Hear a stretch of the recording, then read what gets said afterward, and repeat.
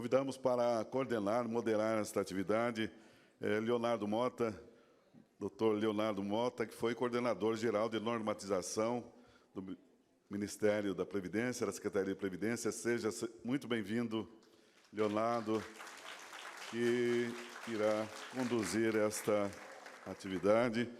Com muita honra, convidamos o nosso palestrante, o doutor Alexandre Sarquis. Seja muito bem-vindo, doutor Alexandre, que é do Tribunal de Contas do Estado de São Paulo, também a grande referência na Previdência e nos regimes próprios. Então, dando as boas-vindas, uma ótima atividade a todos vocês. Muito obrigado, o nosso coordenador, moderador, Leonardo. Bom dia a todos, bom dia a todas.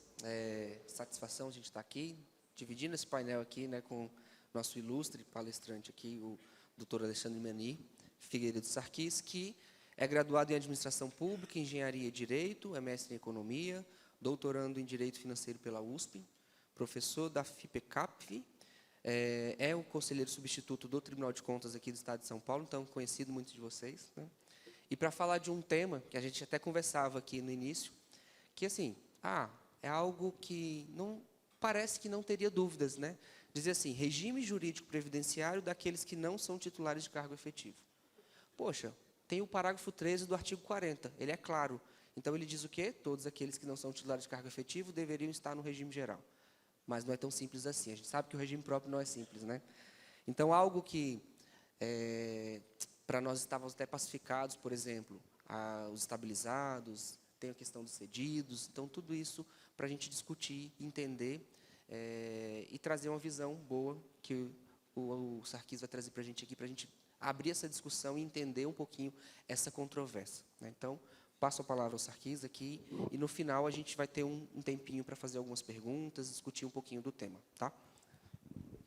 Obrigado. Bom dia a todos vocês. Como eu sempre falo, né, é um prazer estar aqui na presença de vocês. Eu me sinto muito honrado, aprendo muito com vocês. Eu venho aqui, né, fico fingindo que eu entendo mais das coisas que vocês, mas eu vejo capa de processo, né? Vocês veem as pessoas, né? E toda a Previdência, o objetivo dela é servir as pessoas. Então, obrigado por vocês me ensinarem tanto. Eu gostaria de chamar a atenção primeiro para esse evento. Ele vai ocorrer dia 15/9. Tem aqui, olha só que fácil de olhar. Ele vai falar com algum foco nos regimes próprios estaduais, mas vai explorar algumas questões, né, também, de regimes próprios municipais também. Então, todos aqui estão bem-vindos. A gente vai ter alguns debates bem interessantes, né? O Fernando Zanelli está aí atiçando o povo. Obrigado. E, bem, eu vou passar para o meu assunto.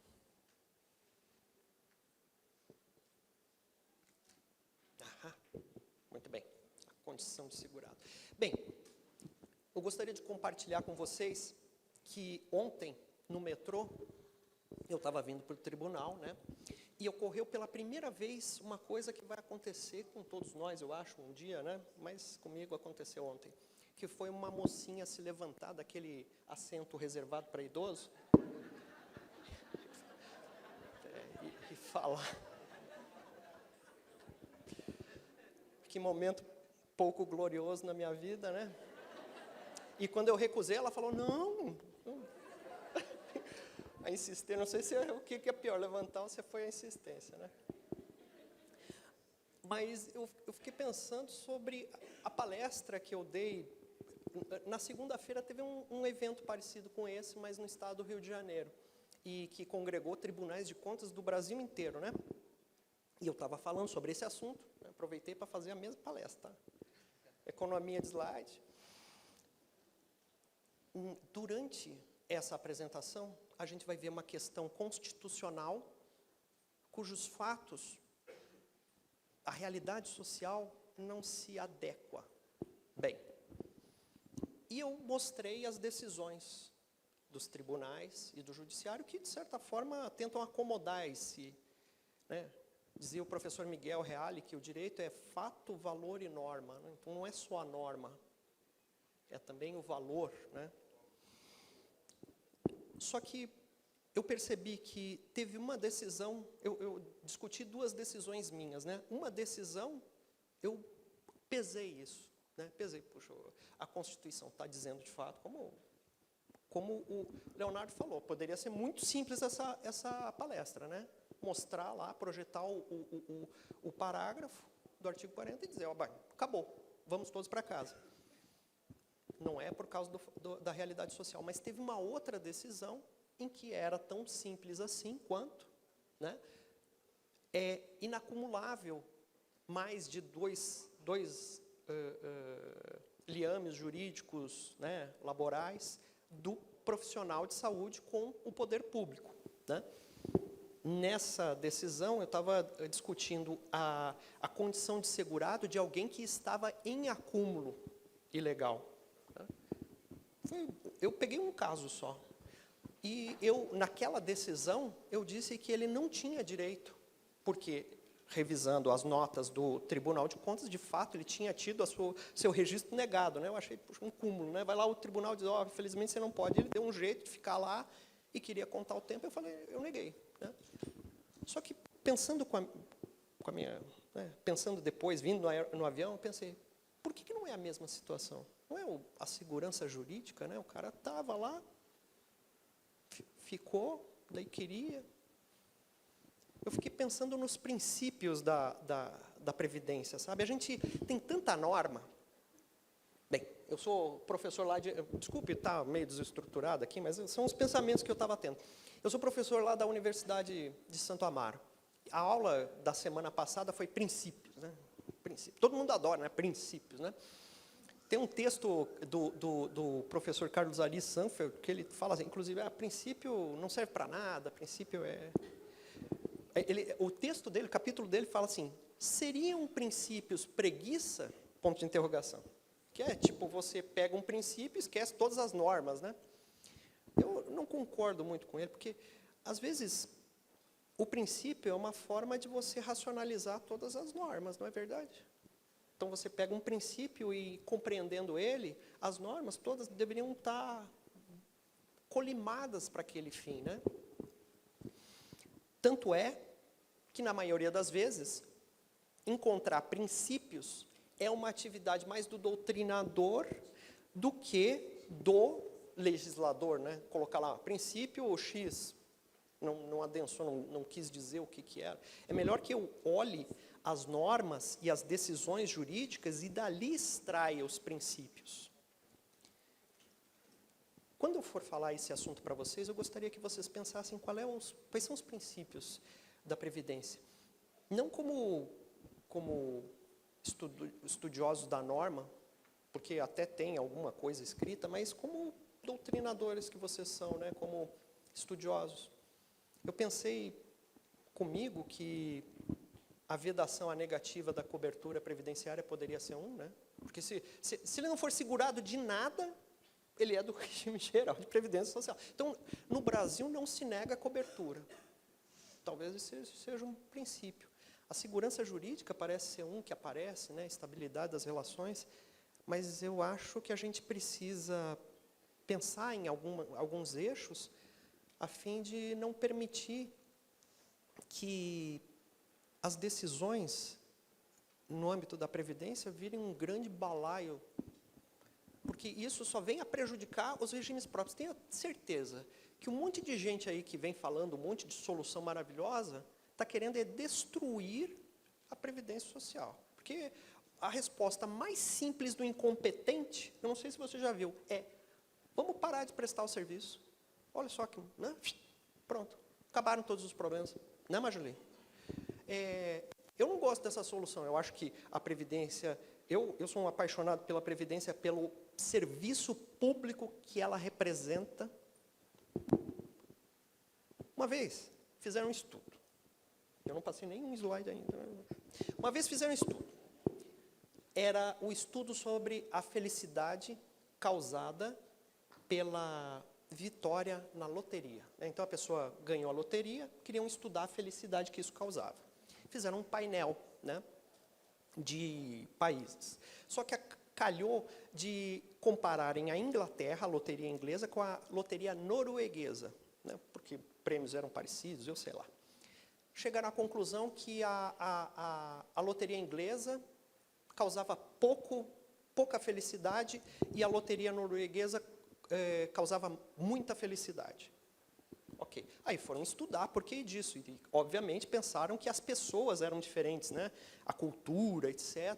Mas, por todos os itens que se olhasse, os noruegueses eram muito parecidos com os ingleses, né? Aí eles perceberam que tinha uma coisa que eles não tinham levado em conta. Uma coisa muito, muito especial. Uma diferença. A loteria inglesa era entregue de uma vez só. Pum, ganhou. No outro dia, está na sua conta. A loteria norueguesa era paga em títulos ao longo de 20 anos. Então, a pessoa ganhava pouquinho por mês. E assim, como era um prêmio, você não podia alienar o prêmio, né? Você tinha que, de fato, né, aguardar. Eu olhei para aquilo e imediatamente pensei na Previdência. É um jeito de garantir a dignidade das pessoas, pouco a pouco, por meio dos alimentos, quando ela não puder mais trabalhar. Esse é o meu amor pela Previdência. Eu acho que ela é uma solução para um tanto de problema, e se a gente tiver uma Previdência firme, bem, obviamente o Estado brasileiro também acredita nisso, né? Senão, você pegar a rubrica Regime Geral da Previdência Social, somar o regime próprio da União e de todos os estados e todos os municípios, a gente vai ver que o Estado brasileiro gasta é a principal função do Estado brasileiro. Então, o Estado brasileiro também concorda que a gente deve buscar as formas de assegurar a saúde da Previdência enquanto serviço público essencial, garantidor, concretizador dos direitos humanos. Só que esse é um problema multifacetado, né? Você sabe. Então, eu vou explorar uma das facetas, que é uma faceta que a gente tem, infelizmente, olhado muito, muito pouco. E aí eu estou falando vocês, tá? Vocês têm olhado pouco. Nós, os tribunais de contas, têm olhado pouco. Que é a arrecadação, não a nível analítico, não a nível sintético. Ah, veio 10 milhões, 5 milhões. Eu quero a nível sintético. Eu quero saber se os valores que estão entrando, caso a caso, estão corretos. E se a gente deveria receber dessas pessoas. Uma forma muito fácil de pensar, até simplista, é dizer assim, não, entrou é mais, né? Mais é bom, positivo, eu estou aceitando. Não é bem assim, porque geralmente, quando a pessoa vem para contribuir, pouca coisa não é, né? Ah, por favor, lance aí as minhas horas extras, eu quero pagar. Geralmente é no final do período, porque ela tem direito à paridade e integralidade, já está... Eu acho que a gente tem que prestar mais atenção em quem a gente paga, caso a caso, de quem a gente recebe e nos valores. E eu acho que a gente deve buscar isso com base em decisões, na Constituição, porque a gente estava até comentando, né, Leonardo? O ideal é que esteja na lei. Volta e meia falam isso, o ideal é que esteja na lei, né? Escreva lá na lei que o cedido contribui, escreva lá na lei que tudo... Óbvio, né? Quando a coisa está tudo bem explicadinha na lei, tanto melhor, né? Mas só que a minha experiência sugere que as legislações são precárias e as alterações são de difícil aprovação na Câmara de Vereadores e que isso me sugere que o panorama é esse, né? Se vocês conseguirem, por favor, escrevam as coisas que a gente vai ver aqui na lei, né? Mas, deixa eu ver quanto tempo eu já falei. Ih, sumiu o negócio. Bem, tudo bem. Depois dessa introdução, o que eu quero falar para vocês é da condição de segurado, ou seja, segurado é uma das partes do contrato de seguro, que não é bem um contrato, senão um estatuto, né? Você se torna servidor efetivo, automaticamente você está segurado, você é parte em uma relação aleatória, né, que é a relação da Previdência. A importância é tanto a receita previdenciária, né, ou seja, eu preciso saber se todo mundo que deveria estar pagando, está pagando, e se todo mundo que está pagando vai ter o direito mais para frente. Okay? A despesa previdenciária, ou seja, chegou lá o fulano alegando que tem o direito. Essa é uma arguição, petição de benefício previdenciário. Eu vou aprovar ou não, né? E a reserva matemática, ou seja, eu preciso saber se eu estou com um estoquezinho, estou construindo meu estoquezinho de recursos suficiente para sustentar esse vai e volta. Primeiro, eu gostaria de separar duas questões. A condição de segurado e a condição de beneficiário. Eu estou usando a linguagem dos seguros, que é a linguagem que eu tenho, né, disponível. Né? Segurado e beneficiário. Segurado é aquele que assina o contrato de seguro e paga, né, o valor do seguro. Beneficiário é aquela que vai experimentar a vantagem contratada. Né? Ok. Segurado e beneficiário. Claro que o próprio segurado pode vir a ser o beneficiário nos programados, né? Mas a condição de beneficiário, talvez isso você imagine que não suscita dúvida nenhuma, né? Que basta o que o regime geral já tem, né? Mas mesmo no regime geral, há iniciativas que vêm alargar o rol. Eu trouxe aqui três questões muito recentes, para vocês verem. Né? A primeira é o menor sob guarda. Né? Então, estar sob guarda é uma situação tanto de fato quanto deferida judicialmente, mas é uma situação que se prova pelos meios disponíveis em direito. O que ocorre se um servidor falece e entra uma petição dizendo que ele tinha um menor sob guarda? Bem, é uma decisão muito recente, a DI 4878, o menor sob guarda tem a ele deferido os benefícios, a cobertura previdenciária. Como o servidor ele não é segurado do regime geral, né? Isso aqui é uma decisão que vale para o regime geral, mas a filiação ao regime próprio exclui a filiação ao regime geral. Portanto, entendo eu que o menor sob guarda, e ainda que não tenha a lei, né, ele tem essa cobertura. Bom, né? Próxima. União estável desacompanhada de prova. Vocês sabem que a união estável é uma... Eu falei isso na segunda-feira no Rio de Janeiro, abri um burburinho, sabe? Porque eu acho que lá no estado do Rio de Janeiro deve ser, né, mais flexibilizado aí o negócio. Mas... união estável desacompanhada de prova. Por quê? Prova, né? Vai ter alguma prova, só não vai ser o termo, né? Ou seja, a certidão. No direito brasileiro, existem documentos especiais, porque eles são vocacionados simplesmente a provar o fato que eles narram, né? Certidão de nascimento. É a prova, por excelência, da existência da pessoa natural, né? Casamento, idem. Né, você pede a certidão lá, né, de 90 dias para provar que o cara não descasou. A união estável é uma circunstância de fato, né, uma circunstância de fato que a pessoa pode alegar em juízo a qualquer tempo, não existe uma certidão. Né? No entanto, existe como você fazer uma declaração nos cartórios de notas, né?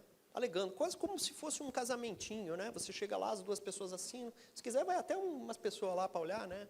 Quiser usar branco, né? Jogar buquê, faz o que quiser. Essa é uma união estável que tem uma prova mais razoável. Suponha a seguinte situação. Maria casa com João. Ok. Aí, certinho, no juiz de paz, joga o buquê, tudo bonitinho. Maria e João se odeiam, né? Não gostam um do outro e tal, e vão divergindo nas suas vidas, e se divorciam. A Maria odeia tanto o cara que não é só separar, ela vai lá e divorcia. Divorcia, mora em outra casa, mora em outra cidade. Ok. Aí, o João, que é servidor público, morre. A Maria aparece lá. Para pegar o quê? A pensão. Mas ela não se parou? Não, mas ela tem várias declarações dizendo que eles ainda se viam e se gostavam e tal. Essa é a situação desses autos aí, 227691, 39, de 2016, 821, TJ do Rio Grande do Sul. O regime próprio negou o benefício, né? E o juiz, ele manteve, e manteve no TJ também, a decisão do RPPS. Ou seja, a união estável que não é acompanhada de prova, ela pode ser negada. Veja, eu não estou dizendo que a legislação não pode estabelecer algum mecanismo, né? Mas aí, eu acho que talvez animado pela evidência contrária, inclusive, né? O que eu falo para vocês, né? Tanto o menor sobre guarda quanto a união estável. Estamos fiscalizando a nossa folha de ativos, né? Quantas uniões estáveis existem? Porque se o cara declara que não está em união estável, né? Aí, ele declarou que não está em união estável. A união estável é a reunião de elementos objetivos e subjetivos, ou seja, a pessoa deseja formar família. Se ela afirmou que não está em união estável, já desfez. E aí, quando a viúva vier, né, a gente pode apresentar aquele documento. Me parece algo, um cuidado previdenciário. Menor sob guarda também, né? Quem com você menor sob guarda? Porque daí não aparece o filho de alguém para alegar que tenha, né? Terceiro, multiparentalidade. O que é isso? É uma decisão antiga, essa da multiparentalidade, né? Eu acho que era um caso de Goiás, que a menina, ela nasceu, o pai foi lá e registrou, mas o pai, né, sumiu por algum motivo, e o segundo pai, o sócio afetivo, né, ele queria tê-la, né, mas não adotou, queria que colocasse o nome, mas a menina não queria perder o nome do outro pai. Eu não me lembro direito como é que foi o negócio. Ela pleiteou o tabelião, né, o cartório lá da pessoa natural negou, né? Eu não vou botar dois pais, né? Dois pais, uma mãe e dois pais, né? Negou, o juiz manteve a negativa, mas de alguma forma chegou até o STF. E daí decidiram, não, é isso aí mesmo. Uma mãe, dois pais. O pai de verdade, né? E o pai, os dois são pais de verdade, me desculpe, né? Os dois são pais de verdade, um pai socioafetivo, o biológico e o socioafetivo. Essa foi a decisão de 2015. Quando veio essa decisão, o pessoal já começou, estuporou o sistema jurídico e a herança. Quando eles estavam falando isso, eu já estava pensando um pouquinho mais adiante. E veio RESP 1487596. O que tem aqui? A repercussão previdenciária da multiparentalidade. E o que vocês acham que o judiciário decidiu? Decidiu que os dois têm direito, né? Ou seja, os dois dão direito, né? Ou seja, morreu o pai biológico, eu quero a minha pensão. Tem. Morreu meu pai de socioafetivo, eu tenho a pensão. E também o contrário, né? Se provar a dependência econômico-financeira. Então, você está vendo que o direito... Eu não quero entrar no assunto. Eu sou segurado, os dois são segurados, os dois gostavam tanto um do outro que na viagem de barco, afundou o barco, morreu os dois. Aí eu pleiteio os dois benefícios, né? Ok. Autonomia da legislação local. Eu não sei se eu gosto tanto disso, sabe? Porque se eu falo assim, aqui nesse município eu vou ter uma previdência, aqui vai ser outra previdência, aqui eu vou ser uma outra previdência, ela meio que conturba a ideia de ter uma rede de proteção. Mesmo porque daí eu vou poder explorar situações de negativa de cobertura, que é justamente o que eu havia falado aqui no início, né? Não se aceita negativa de cobertura, principalmente por parte do segurado. Eu já tive três casos, em que a pessoa não contribuiu para o regime geral, conseguiu não contribuir para o regime próprio, aí chega na hora da aposentadoria, ele fica assim, né? aqui, qual que é a maçã mais gostosa? Essa aqui, regime próprio. Paridade, integralidade, pronto, é aqui que eu vou ajuizar a ação. E eu falo, está me sendo negada a cobertura, não sei o quê, mas você tinha condições de perceber que ia dar problema em algum momento? Porque você não tem o menos 11% no seu salário. Aí ficou bom, né? Aí chega depois. Autonomia da legislação local. Parece ter sido um norte da Constituição, da emenda 103, eu não gostei. Não gostei realmente. Eu acho que ficava muito melhor como estava antes, mas o artigo 9º pode não ser exatamente claro, mas ele dá a entender em vários pontos que a legislação local é a que vai determinar as condições. Bem, isso é uma oportunidade para nós, né? Já que tem essa autonomia, que a gente estude os melhores mecanismos e coloque na legislação, inclusive de receita previdenciária para servidores cedidos, por exemplo, que me leva ao segundo assunto. Condição de segurado. Então, eu não quero mais falar sobre condição de beneficiário, eu quero falar sobre a condição de segurado. Ok. Do que eu vou falar? Servidor público em ente que não dispõe de regime próprio. Ora, essa aqui é muito fácil. Ele é segurado do regime geral. No entanto, se ele vier bater dizendo que ele é segurado do regime próprio, tem juiz que defere. Funcionário público de consórcio intermunicipal. O consórcio intermunicipal é integrante da administração pública indireta, né? Então, da administração pública, é uma autarquia interfederativa, né? Embora tenha a natureza jurídica de associação. Ele é segurado de... Por quê? Se você, eu li um artigo uma vez, né, a gente fica editando e escrevendo, né, nos regimes próprios, né, tão bem liderado aí, em APPREM, a gente lê vários artigos. Eu me lembro que tinha um artigo de uma pessoa que dizia sobre os consórcios interfederativos que o protocolo de intenções, que é o documento que antecede, né, e as legislações podem aprovar regimes específicos, né? Eu falei, pô, só o que falta, né? Fazer um mini regiminho só para o consórcio intermunicipal. Bem, consórcio intermunicipal, porque se eu não tiver um regiminho próprio e eu quiser ainda o regime próprio, eu vou ter que escolher um dos municípios, né? Consórcio de 3 municípios, 4. Ok. Agente comunitário de saúde e de combate a endemias. Cenas dos próximos capítulos, eu vou passar aí para vocês. Cedidos. Mas tem 2 sabores. Ah, não. É que eu penso uma coisa.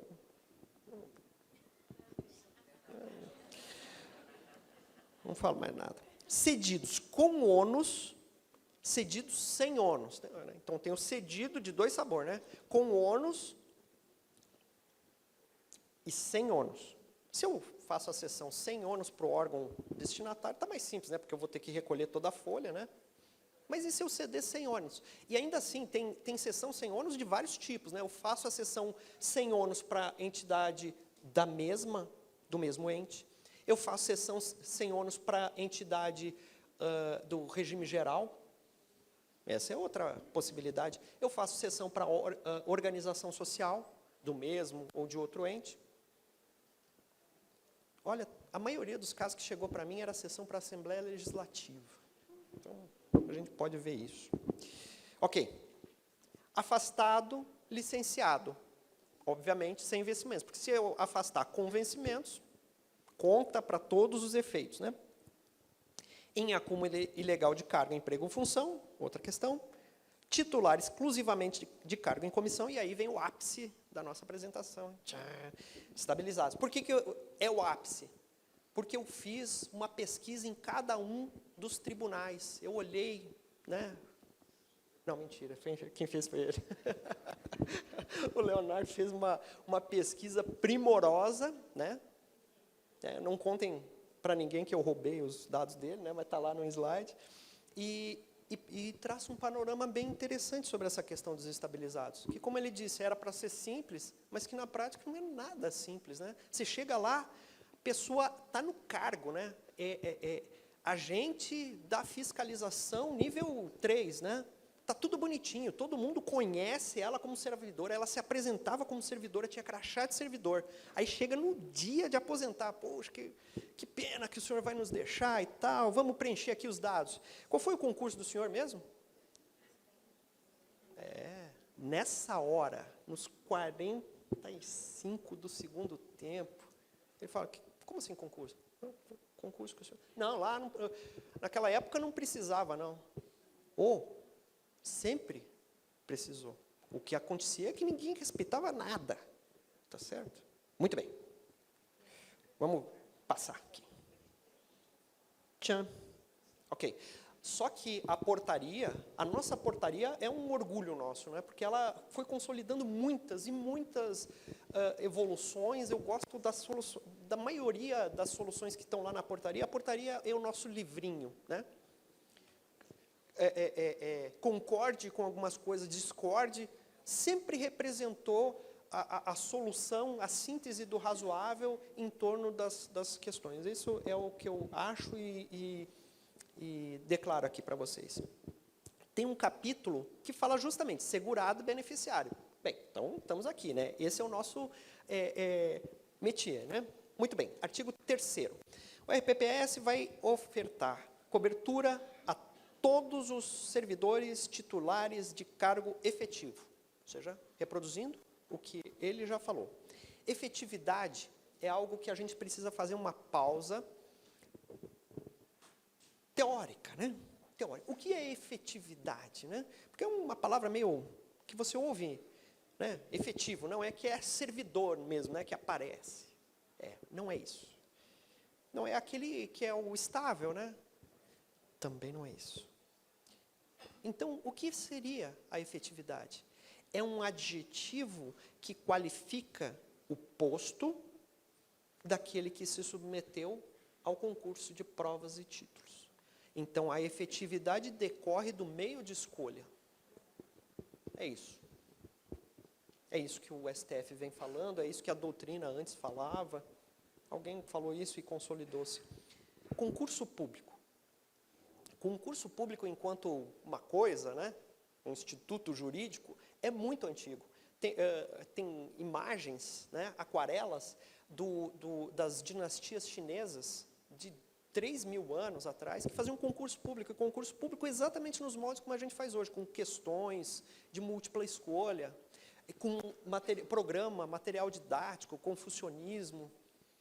E isso veio ininterruptamente em alguns países, como na China. Já nos Estados Unidos, quando começou, os americanos são muito anti-estatais, né? Então eles não queriam nem que tivesse concurso público.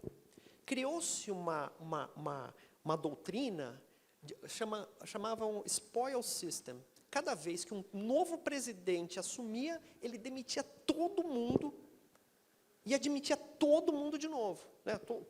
Os dele, né? Aí o que acontecia? Descontinuidade na política externa, descontinuidade na política agrária. Na França, nem se fala, né? A França é um país que gosta de estatalidade. Lá também há o concurso público como uma etapa de legitimação para o funcionalismo público. A gente não está solteiro no mundo quando a gente diz que o cargo efetivo tem acesso àquele que tem concurso público. E no Brasil, na época do Dom Pedro, concurso público fazia para os mages. Eu falo os mages. Magistério tinha que fazer concurso público e magistrado tinha que fazer concurso público. Os demais, não. Servidor, né, agente de fiscalização, etc., não fazia concurso público. Veio mudando isso. Qual foi o primeiro ente que mudou completamente isso? Foi um ente criado pelo Getúlio para centralizar a previdência. Era, digamos, o protótipo do regime geral, né, da autarquia previdenciária. O Getúlio, quando queria passar a lei que determinava, né, a Constituição de 34, que determinava concurso público para todo mundo, ele pediu para cada um dos órgãos quantos titulares de cargo em comissão tinha. E esse órgão previdenciário falou: senhor presidente, aqui só existe um cargo de provimento em comissão, que é o do presidente do instituto. Né? Chamava os cardeais da Previdência. É interessante saber essa história, né? Desde então, a gente vem lutando, e sempre muito difícil, sabe? Na Constituição de 46, tinha uma brechinha, dizia, todos os cargos serão por concurso público, a menos que a lei diga diferentemente. Eu não sei se tinha lei que dizia diferentemente, se não tinha. Na Constituição de 67 já ficou fechado. Não há acesso a cargo efetivo sem concurso público. Então, a regra do concurso público, ela se insinua desde 1934, mas ficou determinada desde 1967. Aí você vem em 2022 e diz, eu não fiz concurso. Que situação de frontal inconstitucionalidade, mas que os fatos pedem que a gente dê resposta, né? Ok. Muito bem. Autarquias, fundações de todos os entes vão assegurar a RPPS, os que tiverem, óbvio, né? Cobertura para os titulares de cargos efetivos. Parágrafo 1º. Aquele que ocupa exclusivamente cargo em comissão, assim declarado em lei, né, de livre nomeação e exoneração, ou outro cargo temporário, uma relação que pode ser chamada de função, ou como quiser a legislação local, todos os entes locais têm uma lei, né, copia e cola lá da lei da União, no mandato eletivo, no emprego público, não precisava nem ter falado, eu acho, regime geral da Previdência Social. Muito bem. Então, ficou só para o cargo... Claro, aqui, se eu tenho concomitantemente um cargo de provimento em comissão, mas bem, eu não preciso falar isso, né? Aí eu estou no regime próprio, mas eu tenho o cargo na base. No parágrafo 3º, função em comissão, provido por nomeação, designação ou outra forma de investidura nos órgãos ou entidades, direta ou indireta, continua afiliado exclusivamente do RPPS. Né? Não é porque o cara consegue uma função, né? Parágrafo 5º. Se houver exercício concomitante de cargo efetivo com outro cargo não efetivo, desde que haja compatibilidade de horários, ou seja, o cara é vereador, ou o cara está de provimento em comissão, ele é médico, né? Médico estatutário, mas também é médico de provimento em comissão, por algum motivo, né? Diretor da medicina lá, no HC. Bem, aí ele vai ter 2 liames, né? RGPS por um, RPPS pelo outro. O que mais? O segurado de RPPS permanecerá afiliado a esse regime nas seguintes situações. Quando cedido, quando licenciado, durante o afastamento para exercício de cargo eletivo, durante o afastamento do país, por cessão ou licenciamento na forma da lei, durante o afastamento para exercício de cargo temporário ou função pública, provido por nomeação, designação, sei lá. Isso não é novidade da portaria. Isso sempre foi assim. Vocês sabem quantos servidores cedidos ativos vocês têm?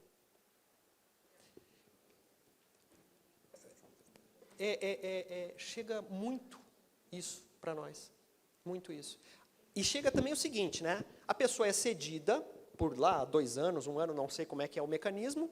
No outro ano, né? Tá feliz lá na organização social, né? Fica lá por X anos, aí chega na hora de aposentar. Na cabeça dela, ela sabe que ela está ligada no regime geral. Aí ela vai no regime geral, vem o fator previdenciário, vem a fila, né, vem o agendamento. Ela fala, nossa, mas que complicação. Daí alguém fala assim, ué, você não era funcionário, você foi exonerado?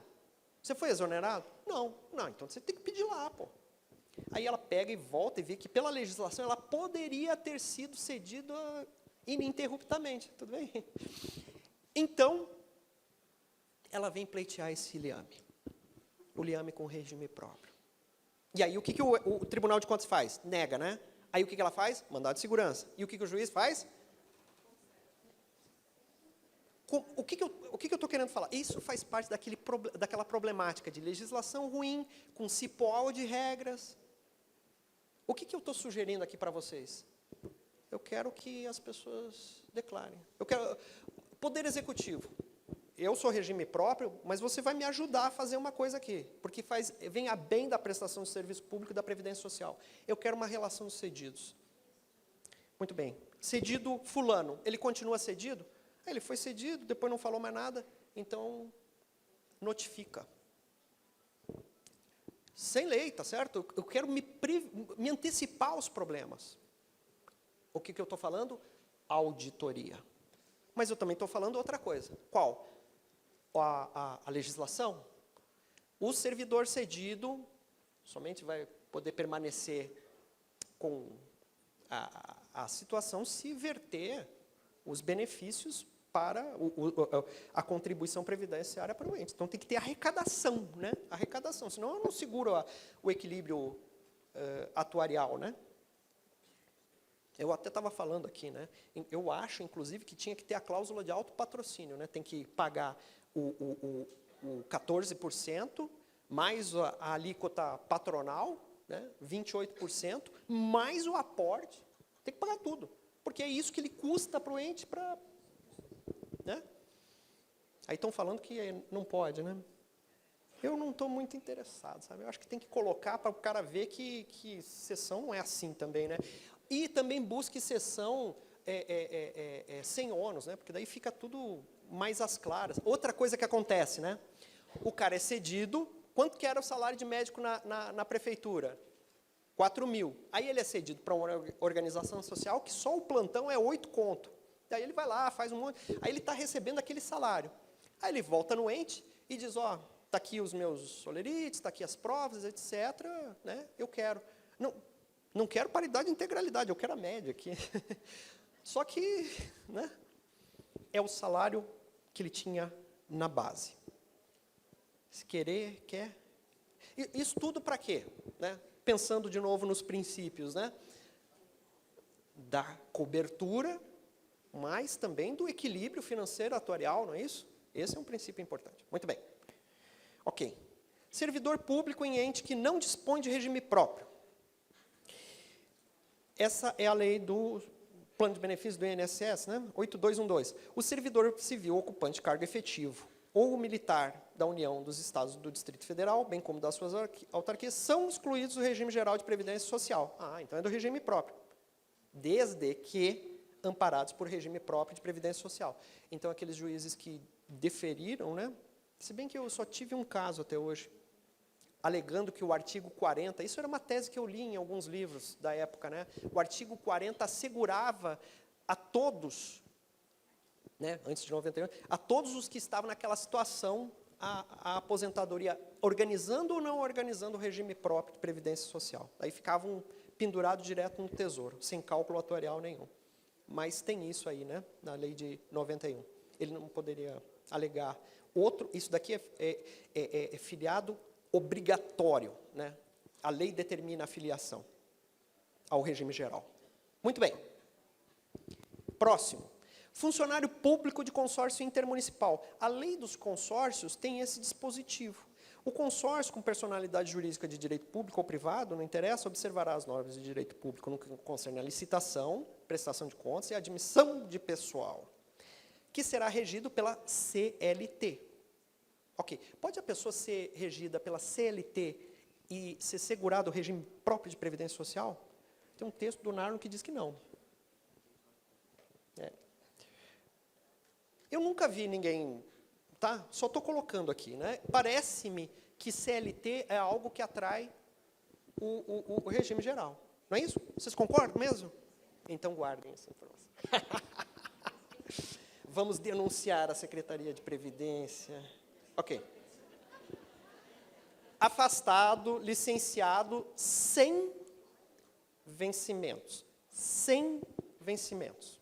Ou seja, é aquele cedido com ônus, ou afastado e licenciado sem investimento. É vedada a filiação ao regime geral de previdência social, na qualidade de segurado facultativo, de pessoa participante de regime próprio de previdência social, salvo na hipótese de afastamento sem vencimento, e desde que não permitida, nessa condição, a contribuição. Aqui ele falou meio que na negativa, né? Mas o que acontece? O liame, se houver a possibilidade de contribuir para o regime próprio, aí ele tem que contribuir, né? Não é? E pior, né? Aqui está escrito que tem a condição, mas não está falando. Puxa, então quer dizer que se vocês tiverem uma lei dizendo mais ou menos isso, ele vai poder mais tarde alegar. O que eu estou querendo dizer? Novamente, uma linha dúplice. Primeira, auditoria. Poder Executivo, quais são os servidores afastados e licenciados? Fulano, Beltrano, Ciclano, ok. Eles estão contribuindo? Não.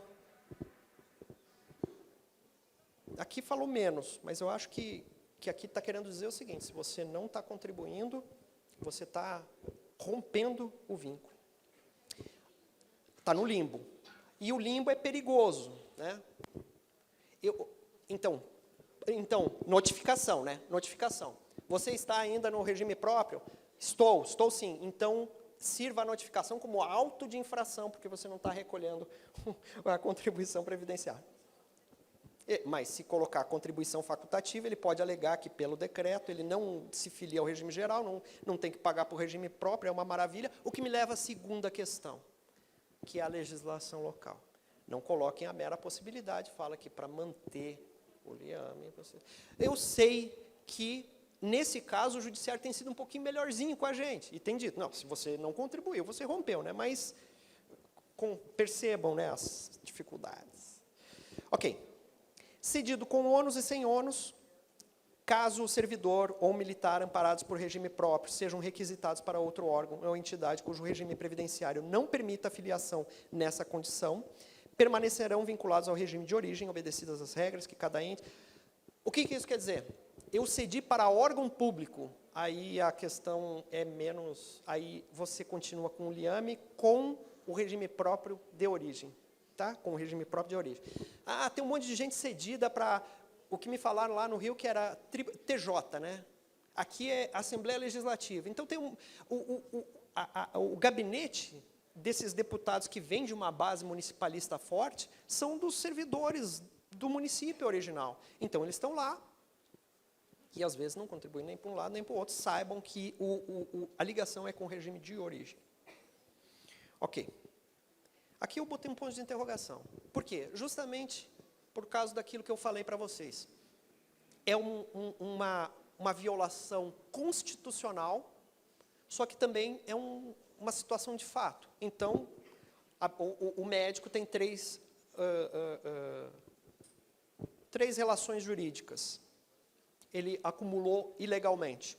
Ele quer contar o tempo, né? Quer contar o tempo. E aí você diz para ele, você tem que optar. Ele fala, mas é um fato, eu já contribuí, né? Eu já contribuí, eu odeio esse argumento, né? Eu contribuí, mas é um argumento que geralmente se é lançado. Eu contribuí. Nesse caso, eu determinei que excluísse um dos vínculos, né? É uma violação constitucional.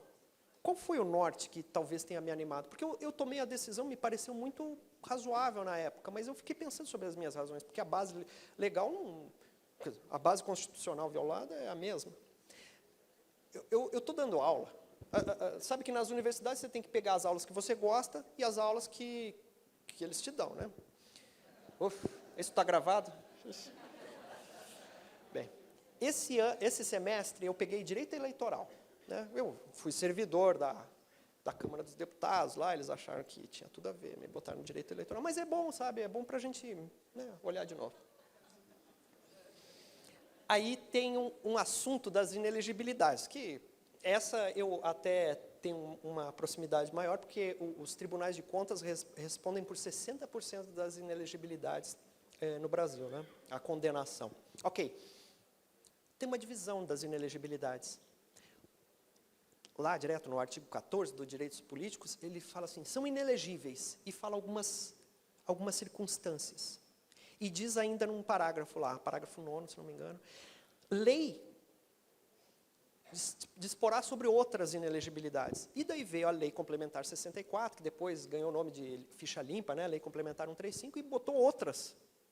Então, eu tenho inelegibilidades constitucionais e inelegibilidades legais. Sabe qual é a diferença entre elas? É que a constitucional pode ser arguída a qualquer momento. Pode ser utilizado para caçar o diploma da eleição na véspera do cara concluir o mandato. Não caduca em momento nenhum. É uma irregularidade perene. A inelegibilidade, não. Você tem prazos preclusivos. Então, você tem que ajuizar a ação de impugnação do registro. Pode também o Ministério Público ajuizar a ação de impugnação do diploma, mas é 15 dias. Depois de 15 dias, precluiu, pelo mesmo momento. Aí eu estava pensando nisso, né? É uma violação constitucional, ele acumulou o cargo Legal. Só que aqui eu não estou negando cobertura para ele, né? Não estou negando cobertura. Ele vai ser segurado. E o médico ganha um pouco mais. Quem sabe a modicidade do... Bem, eu botei as minhas razões. Às vezes a gente decide umas coisas e escreve lá, né? Uma vez fizeram uma conta que eu faço 3.000 manifestações de mérito por ano. É muita coisa. Algumas você cuida mais, outras você cuida menos, mas uma hora você tem que decidir. Eu gostaria de voltar nesse dia e escrever um tratado de tudo que eu estou pensando agora. Infelizmente eu não posso estar lá, né? A lei, a decisão foi para os anais aí do Tribunal de Contas e ficou congelada como o que eu pensava naquele momento. Muito bem, então acúmulo ilegal, só que também tem duas formas, né? Auditoria e legislação. Mas, sim, os agentes comunitários de saúde, vocês tinham me falado que CLT era regime geral, né? Os agentes comunitários de saúde, os agentes de controle à endemia, admitidos pelos gestores locais, na forma do parágrafo 4º, submetem-se ao regime jurídico estabelecido pela CLT, salvo-se nos casos, né, lei local dispuser de forma diversa. Então, se a lei não dispuser, é regime geral. Né? Regime geral. Quando que a lei dispõe? Raramente. Né? Então, o que entendo eu? A maioria dos agentes comunitários, eles estão ligados no regime geral de previdência social. Ok. Muito bem. Então, agentes comunitários de saúde. Parece que há aqui uma delegação à legislação local, que é justamente o que a Secretaria de Previdência falou. Ó, nota técnica 9 de 2015. É preciso notar que a ocupação de emprego público, função pública ou emprego por pessoa jurídica de direito privado, como nas organizações sociais, implica filiação obrigatória dos agentes comunitários de saúde ao regime geral. Não há dúvida nenhuma. Poderia ter parado aqui, ó, pim, né? Mas não. Tem a vírgula. Essas relações de trabalho excluem a filiação do RPPS, porque o âmbito subjetivo de proteção do regime próprio é servidor titular de cargo efetivo. Deixa eu contar uma coisa para vocês. O agente comunitário ele não faz propriamente o concurso público, né? Ele faz um processo seletivo, em que vale o curso, vale pontos, etc. Ele tem que ficar na região. Inclusive, tem toda uma controvérsia outra aí, né? Se ele se mudar da comunidade, ele perde a condição que lhe dá fundamento, etc. Não vamos falar sobre isso. Por força da redação do parágrafo 13 do artigo 40. O que é indissociável de uma relação de trabalho no regime jurídico estatutário. Ponto. No entanto, se a contratação de ACS e ACS der sob o regime estatutário, bem, pelo menos aqui está dizendo que é, digamos, originariamente, né? Originariamente foi estatutário. Amparado por RPPS, instituído pelo ente político, não vemos por que fundamento jurídico não lhes assistiria o direito, como aos demais servidores titulares de cargo efetivo, de estar filiado ao regime próprio de previdência social. Por outro lado, tem-se, obviamente, a filiação obrigatória ao regime geral, sempre que o regime próprio não tiver sido criado pelo ente. Tá bom, ok. Então, eu acho que essa é uma solução que vai acabar carreando os agentes comunitários mais para o regime próprio. Mas é isso que temos. Ok. E o titular exclusivamente de carga em comissão? Esse aí, desde a Constituição de 46, sempre teve mais ou menos essa disposição. São segurados obrigatórios da Previdência Social, como empregado, o servidor, união, está usando a expressão servidor, ou seja, eu sou estatutário. A minha ligação, a minha relação de regras é estatutária. No entanto, ocupante exclusivamente, ou seja, não tem o cargo na base, exclusivamente cargo em comissão, declarado em lei de livre nomeação e exoneração. Regime geral. E os estabilizados? Você viu que eu consegui gastar todo o tempo para falar o mínimo aqui sobre os estabilizados? E os estabilizados? Essa é uma expressão já famosinha, né? Pode desligar as câmeras? Esses estabilizados... Eu fui servidor da Câmara dos Deputados. E a minha chefe lá, a doutora Socorro, ela foi chefe de gabinete na época dos constituintes. Ela falou que tinha uma pressão muito grande dos estagiários da gráfica do Senado. Os estagiários da gráfica do Senado foram... era estagiário, né? O senador escolhe estagiário. Fulano Beltrano Cicrano, meu filho do fulano, botava lá na gráfica do Senado. E eles foram ficando. Na gráfica do Senado era quase todo mundo estagiário, né? E aí ficou lá, servidor do Senado. E aí tinha essa... O Senado parou de fazer isso um pouco antes da Constituição, né? Daí você vê aqui aquela data lá. Mas aí teve uma pressão para resgatar um grupinho aí de 50 pessoas. Eu não sei, você sabe, as pessoas contam milagre, não sei se é verdade, se o santo é esse mesmo, não sei, mas rodava essa história. Qual foi a contribuição dos estagiários da gráfica do Senado para o direito constitucional brasileiro? Foi o artigo 19.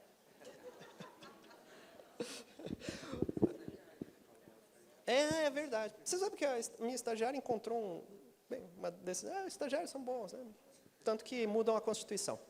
Os servidores públicos civis da União, dos Estados, do Distrito Federal, dos municípios, da administração direta, autárquica, fundações, em exercício, na data da promulgação da Constituição, há pelo menos 5 anos, e que não tenham sido admitidos na forma regular do 37, ou seja, concurso público, são considerados estáveis. Aqui, pausa. Estável. Estável significa não vai ser demitido sem o processo administrativo competente para esse fim. Ok.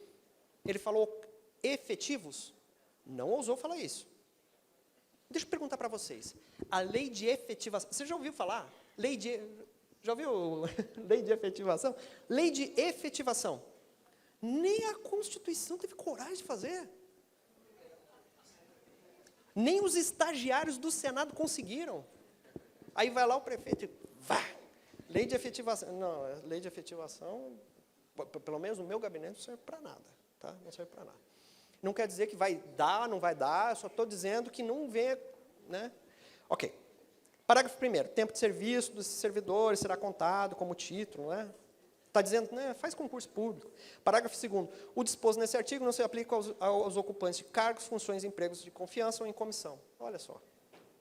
Então, vamos supor, o cara não fez concurso. Não, naquela época era cargo em comissão. Fala que você entrou assim irregularmente.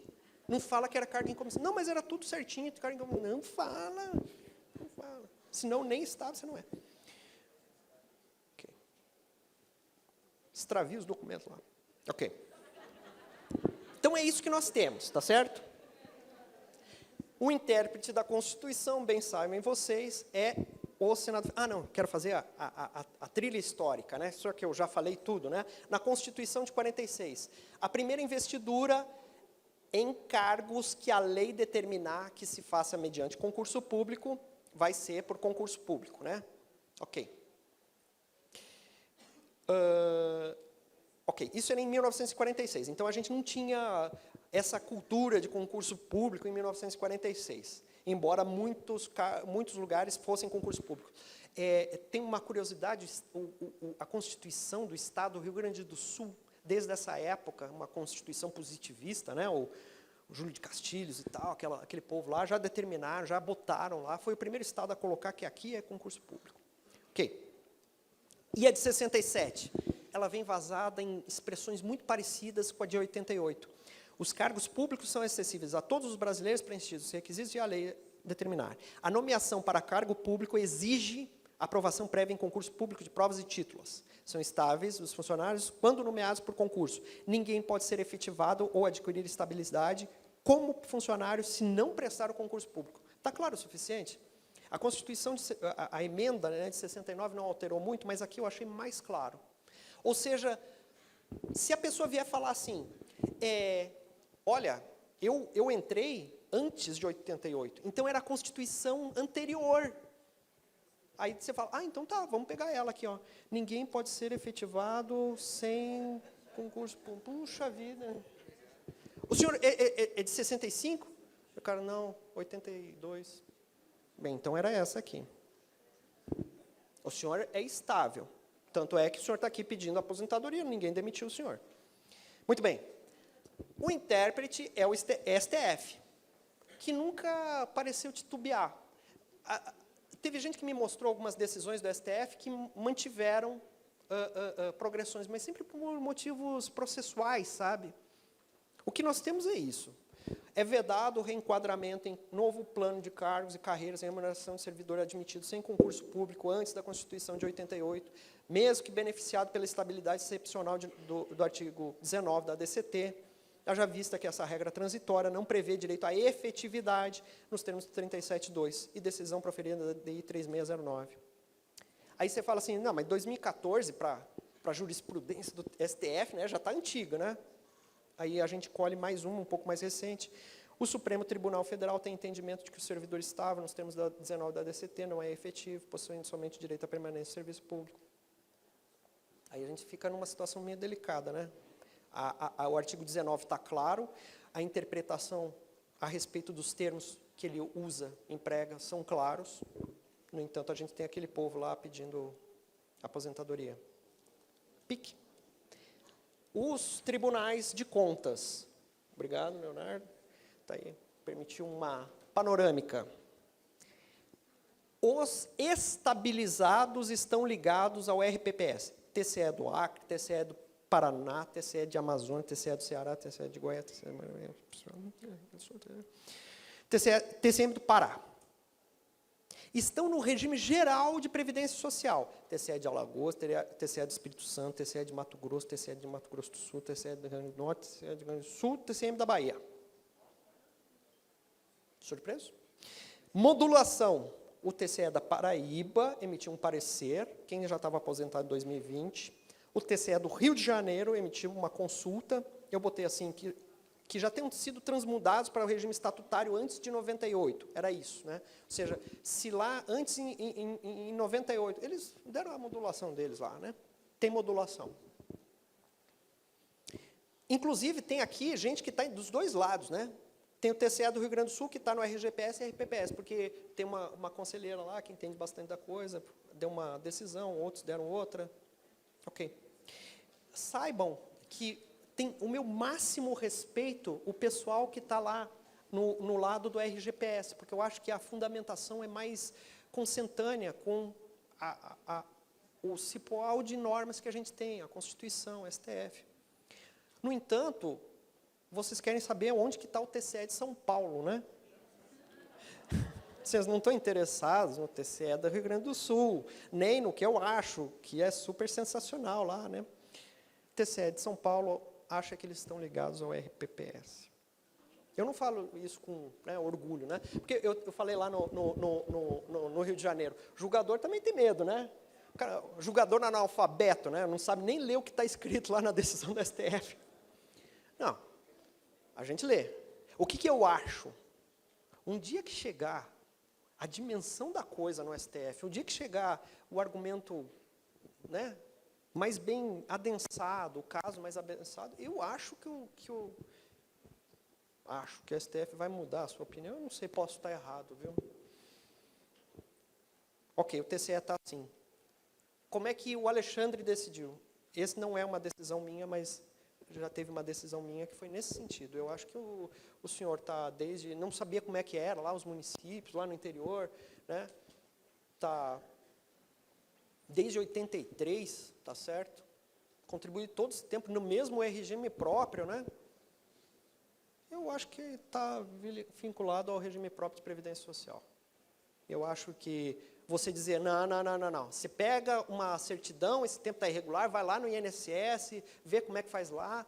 Eu sei que tem a compensação, mas como é que vai compensar entre regimes, se a contribuição para o município foi irregular? Eu não sei. E tudo isso para, no final, o benefício ser parecidíssimo, não é isso? Eu acho que está no RPPS. Eu acho que está no RPPS. Pronto, falei. Está gravado. Estabilizados. Do exposto, visto que é efetivo. Isso daí é um parecer do Gilmar Mendes, que um monte de gente resolve citar, mas veja, é lá da União, hein? Do exposto, visto que a efetividade do servidor tem relação com a forma de admissão, não sendo, portanto, pressuposto, pré-requisito, né? Conclui-se que os servidores titulares de cargo efetivo, ainda que não estáveis nem efetivados, possuem direito ao mesmo regime previdenciário dos demais servidores titulares de cargo efetivo, VG, né?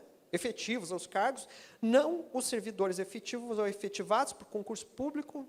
Tá difícil de entender, né? O resto é todo assim, tá? Mas eu sei o resultado, que é RPPS, não é isso? É. Eu copiei o trecho mais claro.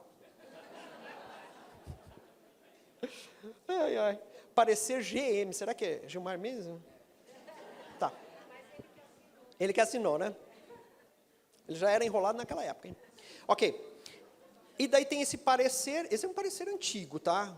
Eu acho que esse parecer aqui, eu não concordo muito com esse parecer aqui, mas tá aí. Se quiser, né, jogar aí, né? Obrigado, Lúcia. Ó, ela não quis nem me ouvir, né? Ela já sabe tudo que eu vou falar. A Lúcia que me passou esse parecer aí, 3333. É mais elementos, né? Para falar, né? Aplica-se, ó, assunto, RPPS dos servidores, interpretação do parecer GM. Até a Secretaria de Previdência precisou interpretar o parecer do homem. Aplica-se o regime de previdência previsto no artigo 40, RPPS, aos servidores que, por força do 19, foram considerados serviço público, ainda que submetidos ao regime estatutário, desde que submetidos ao regime estatutário, só o que falta, né? O servidor efetivo que fez concurso no município que não tem regime próprio é do regime geral. Daí vem alguma coisa e diz, não, mas se você não fizer, daí você é do regime... Óbvio, né? Se tiver um regime estatutário. Aplica-se o regime de previdência do 40. Aqui ele está falando que vale para município. É isso que está falando. Eu sei, eu devia ter sublinhado aí, né? Já tiraram cópia, né? Por fim, último slide, tá? Orientação normativa 2 de 2019. São filiados ao RPPS, desde que expressamente regidos pelo Estatuto do ente federativo, servidor estável, pelo artigo 19, e o admitido 5 de outubro, que não tenha cumprido naquela condição, nesse passo mostra aplicável ao caso em análise o regime próprio dos servidores públicos, preconizados pelo artigo 40. Então tá, é isso. A gente isolou a Constituição e o STF de um lado, e nós todos ficamos do outro lado, né? Nós todos não, né? Tem alguns estados ali que estão tentando bater nisso, mas o estado de São Paulo está meio que por outro lado. Acabei. É isso.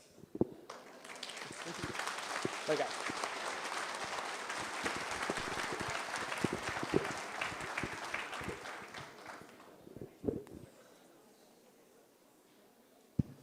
Muito bem, muito obrigado, Sarkis. É um tema polêmico, acho que você chamou a atenção de vários assuntos interessantes que os regimes próprios a gente sempre vem falando para ter atenção aos cedidos, aos licenciados, e chegou nessa parte dos estabilizados.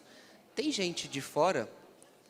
Tá, vou abrir perguntas daqui a pouco. Tem gente que seja fora do estado de São Paulo aqui? Tem alguns? Né? Interessante, né? Porque a gente viu a posição aqui até do que o Tribunal de Contas do Estado de São Paulo traz sobre os estabilizados. E aquilo que eu comentei um pouco no início, que é muito assim, era um assunto que para nós estávamos pacíficos pelo parecer GM30, pelas interpretações que se tinha, e alguns tribunais também vinham registrando. Só que aí, com essas decisões do Supremo, que começou em 2014, como o Sarkis traz ali, começou alguns tribunais de contas mudarem esse entendimento, né? Então, aí, não sei, mais ou menos, quais estados que vocês estão? Santa Catarina, Mato Grosso, Rio de Janeiro, quem mais? Rio Grande do Sul, né? Então, ou seja, que tem interpretações diversas, né? Nessa questão dos estabilizados. O próprio Supremo, o próprio Gilmar Mendes tem votado contra o parecer dele, tá? Isso, ele tem votado contra esse parecer que ele deu lá na AGU.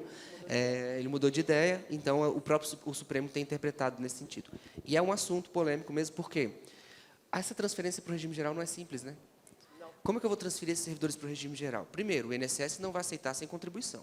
Eu posso emitir, hoje, pelo normativo da CTC, eu não posso emitir uma CTC porque ele não é ex-servidor, né?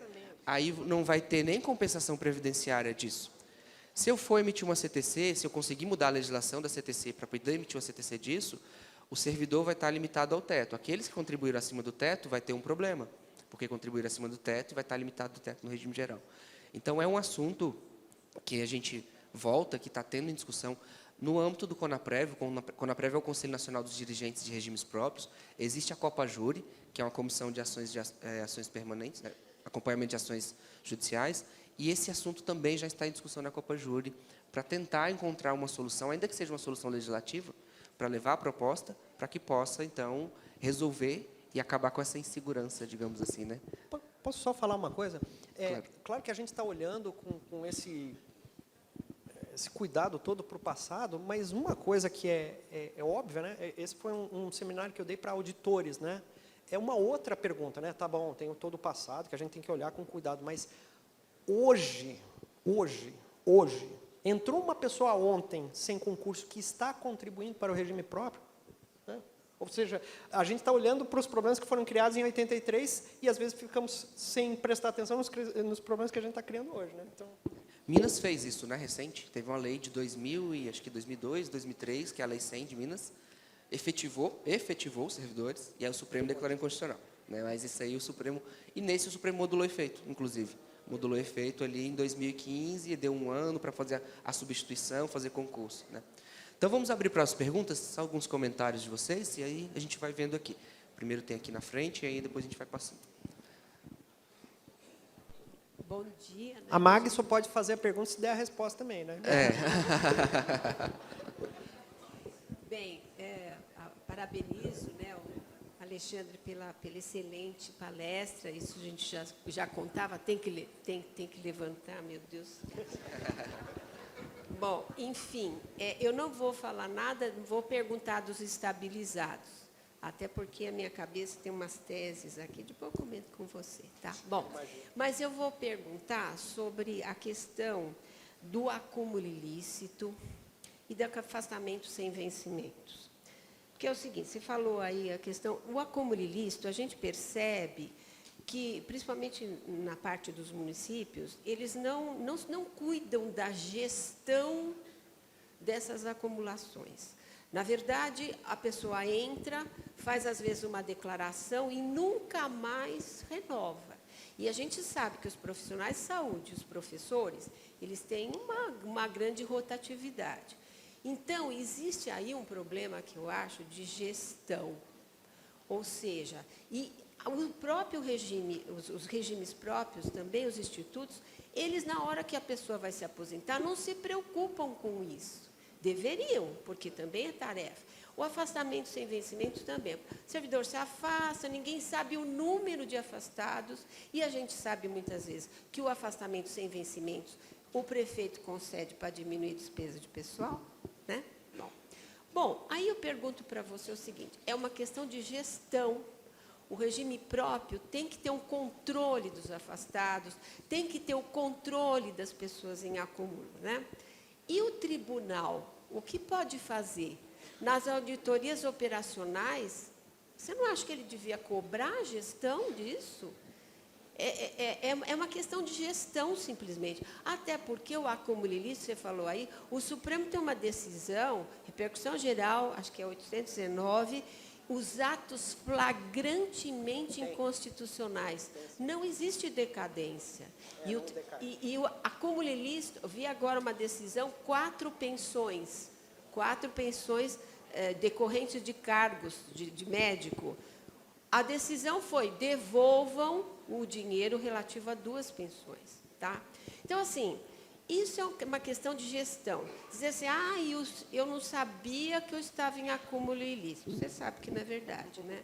Então, o que eu acho... Aí vem a configuração da má-fé, boa-fé, etc. e tal, que, na área federal, má-fé só se configura quando você é notificado para escolher. Se você não escolhe, aí é a má-fé. Não, então tem todos esses aspectos. Você não acha que a gente devia pôr um pouquinho mais de ênfase na gestão e os tribunais de contas cobrarem a gestão? Tá? Porque, além de simplesmente apenar, pode-se colocar controles, como você falou, né? E os controles podem, eles mesmos, ser declaratórios, observatórios, certo? Poderia solicitar que o regime geral, a diretoria de recursos humanos faça ela. Eu sempre digo, né? Tem que arrecadar a prefeitura para ajudar nas questões da previdência, né? Mas eu concordo, Magda, todo mundo tem que fazer mais nessa parte. Próxima pergunta aqui. Preciso me apresentar? Isso. Regina de Ribeirão Preto. Na minha legislação, nós temos, com essa questão que a Magadara acabou de falar, nós temos duas situações. Uma, que se a pessoa tirar a licença sem vencimentos, a contribuição é facultativa. Ninguém contribui, porque se torna agora 42% do vencimento, ninguém paga. E tem uma outra, que se ficar 3 meses sem contribuir, perde a qualidade de segurado. Né? Mas tem sido muito comum, principalmente agora, com a emenda 103, em que as pessoas precisam de ter idade para se aposentar, né? E não mais necessário o tempo, vai ser fácil de ter. As pessoas estão se afastando e, muitas vezes, se vinculando ao regime geral. Né? A gente sabe, se contribuir individualmente tem como brecar, mas se tiver um vínculo de contribuinte em tese obrigatório lá, o senhor me passou aí ajuda, mas eu precisaria entender o seguinte: essa pessoa vindo trazer uma certidão, eu tendo lá como facultativo a contribuição em que ela se manifesta, ela expressa que não vai contribuir. Nesse caso, eu posso aceitar essa certidão? A pessoa manifesta que não vai contribuir? Manifesta, ela tem que escrever isso. Tá, mas ela contribuiu como facultativo no regime geral, é isso? Não, ela pode ter um vínculo nesses 3 anos até que ela vai ficar, ela pode ter um emprego. E outra, se por acaso acontecer, sei lá, uma pensão, alguma coisa, que ela mantenha o vínculo, isso para mim é claro, ela está vinculada, porque é afastamento sem benefícios, mas continua com as demais vantagens, não é isso? Então, se houver isso, eu posso, apesar de falar de 3 meses de qualidade de segurado, retroagir e cobrar contribuições pretéritas desse período, tá, em que ela esteve afastada? Eu vou separar a minha resposta em 2 blocos. Né? O primeiro é o seguinte: considere mudar a lei. Né? Eu mesmo, eu não sei se tem uma visão meio gravosa, mas eu acho que tem que botar assim: o licenciado, o afastado, que contribui, sustenta a sua condição de segurado, o que não contribui, perde no mês seguinte. Ponto final. Para que entrar nessa complicação aí? Mais para frente, o que vai acontecer é que o cara vai pegar uma doença, aquela doença que dá direito, vai vir aquele miserê, né, chorando, meu Deus do céu, e o cara não vai, você vai negar, a Regina, vai negar o benefício do cara, vai falar que você... Eu acho que tem que ser... Legislação é mais clara, né? Tem que ser assim. E a segunda parte da pergunta. Não sei. Essa aí eu vou ter que pensar. O INSS tem adotado a postura de observar a legislação dos entes na emissão de CTC. Então, eles vão olhar lá na legislação se tinha a obrigatoriedade de contribuição. Em alguns casos, se tem a obrigatoriedade de contribuição, eles negam a emissão de CTC. É o padrão, assim, mas a gente sabe que alguns casos acabam passando, né? Nem teria certidão. Quando eles veem que a contribuição é facultativa, até pela previsão do decreto, daquela condição, eles acabam, então, pegando uma declaração do servidor, dizendo, olha, eu não contribuí para o regime, então aí o INSS emite CTC. Tá. Vai fazer a contagem recíproca, a sua compensação vai ser baixíssima, né, porque vai ser no pró-rata baixo, porque ele contribuiu com o salário mínimo, mas aí acaba fazendo essa contagem. Mas caso, infelizmente. Às vezes também o cara pode ajuizar aquela ação de justificação de tempo, né, e daí vai ter a CTC de outro jeito. E o judiciário vai conceder. Exatamente. Outra pergunta que tenho? Ali? Tudo bem? Tudo bom? Roberto Cretella, Caixa de Cubatão, Caixa de Previdência do Servidor de Cubatão. Doutora Diz, eu gostaria de parabenizá-lo. Obrigado. E, na realidade, eu peço a palavra para tentar agregar naquilo que, humildemente, para referendar a sua posição. Por quê? Vossa posição, ela realmente está totalmente de acordo com alguns detalhes muito importantes que, às vezes, passam desapercebidos. Primeiro, que os precedentes do Supremo Tribunal Federal analisados, eles são no sentido da migração de quem entrou como, né, na época, como efetivos ou não, pela CLT, e tentando migrar para o regime próprio. Aí, aquilo que a amiga falou. Alexandre de Moraes decidiu que uma inconstitucionalidade não pode se convalidar com o tempo. Nesse caso, está havendo as modulações. No nosso caso, por exemplo, em Cubatão, nós aposentamos. Nós tivemos casos similares que eram com processo de seleção, sem CLT, sempre recolheram para o regime próprio. Então, com base no parecer do 333, com base no fato também de ter havido uma emenda constitucional antes da Constituição Federal de 88, que autorizou o processo seletivo de vários estados, esse assunto, todos os estados, praticamente todos os municípios, né, têm essa questão. E, realmente, quando o Supremo Tribunal Federal se debruçar, né, sobre essa questão, nós vamos ter aí, provavelmente, uma efetivação dessa decisão. Mas a minha intenção aqui é só de dizer ao doutor que acredito que, realmente, o doutor está fazendo aí uma opção correta, um entendimento correto. Eu quero parabenizá-lo. Obrigado. Obrigado. Temos mais alguma pergunta para a gente encerrar? Que já passamos um pouquinho do nosso tempo aqui, mas temos mais alguma? Uma última? Só a última, então, a gente encerra aqui. Oi? Edler, presidente do RPPS de Guarujá, Guarujá Previdência. Eu ia perguntar no sentido do questionamento da Regina, com relação a essa inovação da portaria 1467, que prevê a perda do vínculo quando o servidor não contribui durante uma licença sem vencimentos.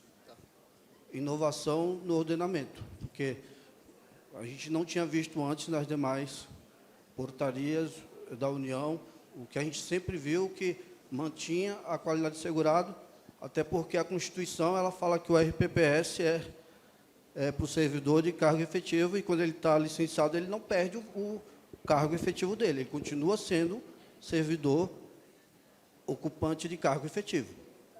E aí eu vejo um incidente que pode ser questionado como inconstitucional.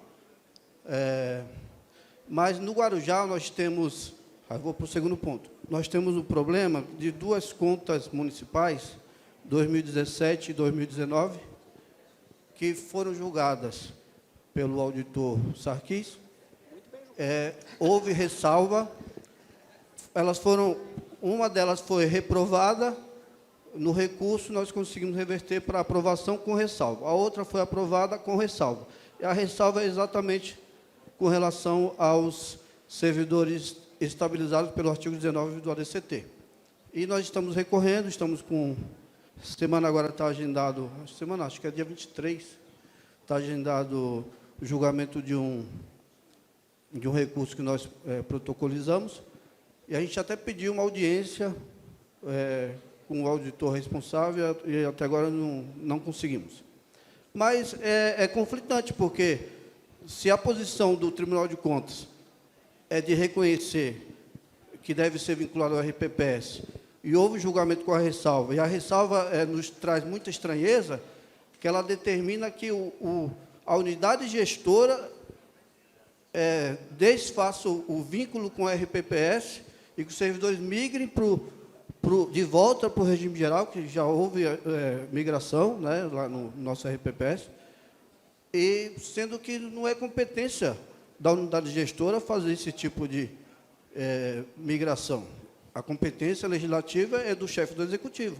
Bem, e aí a gente fica com esse problema, porque a ressalva ela prejudica o gestor da época, e a gente sabe que as contas municipais das autarquias são julgadas diretamente pelo tribunal, mas se as contas fossem do executivo da prefeitura, seria julgado pela Câmara. E parece que há um exagero nessa condição de exigir que o RPPS faça o que não é competência do RPPS fazer. Mas, veja, eu acho que a determinação é que não reconheça o benefício, né?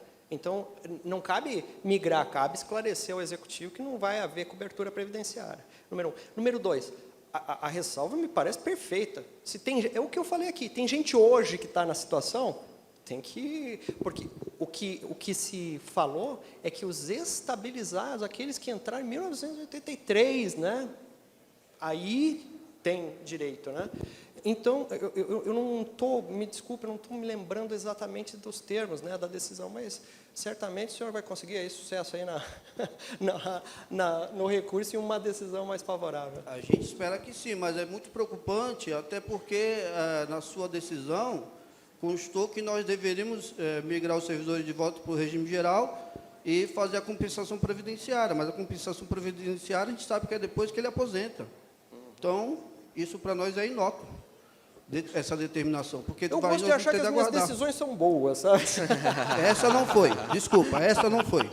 Essa não foi, eu me posicionei, se o senhor quiser ler, leia nas duas, eu tive que manifestar. Eu sempre leio as manifestações que vocês colocam. Vamos lá. Então, pessoal, vamos agradecer. Obrigado, Sarkis, pela aula aqui, né? Aqui tem um simples presente da PEPREM para agradecer. Parabéns, tá? E aí, pessoal, agora a gente vai para o coffee break e passa a palavra para o Antônio ali. Obrigado a todos. Bem, muito obrigado ao Leonardo pela condução desta palestra. Também ao doutor Alexandre Sarkis, muito obrigado também pela o prazer também, os conhecimentos deste assunto. Daqui a pouco nós retornaremos, então, com a última, será que vocês vão escalar o Everest, né? Com o Nedir Marchioro, trazendo a sua mensagem também de entusiasmo, de otimismo. E depois nós teremos o famosa, né, sorteio de brindes dos patrocinadores. Quem estiver presente irá concorrer, né, ao sorteio dos brindes dos patrocinadores. Então, retornaremos dentro de instantes para a última atividade, a última palestra, com o Nedir Marchioro. E depois, o sorteio de brindes dos patrocinadores, encerrando o 15º encontro jurídico-financeiro da PEPREM. Bom café a todos, retornaremos dentro de instantes.